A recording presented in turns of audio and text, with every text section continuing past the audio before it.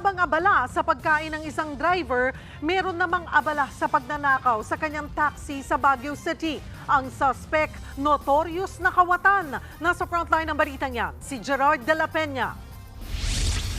Masdan ang lalaking nakapulang jacket.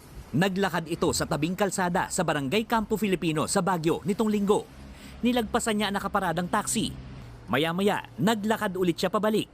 Huminto sa taxi, palingon-lingon, hanggang sa binuksan niya ang likurang bahagi ng taxi. Pagkalipas ng ilang segundo, bumaba siya sa sasakyan, saka agad-agad tumawid. Nasalisihan na pala niya ang driver na nooy sumaglit lang para kumain. Natangay ng kawatan ang itim na bag na naglalaman ng 4,500 pesos. Nakita ng taxi driver. Agad yang inireport sa mga pulis. Dito, namukhaan ng kawatan na napag-alamang notorious palang magnanakaw. May mga previous criminal cases itong suspect na to sa iba't ibang area dito sa Baguio City. Itong suspect na to ay palipat-lipat ng lugar. Patuloy pang tinutugis ang suspect na nahaharap sa kasong theft. Nagbabalita mula sa frontline, Gerard de la Peña, News 5.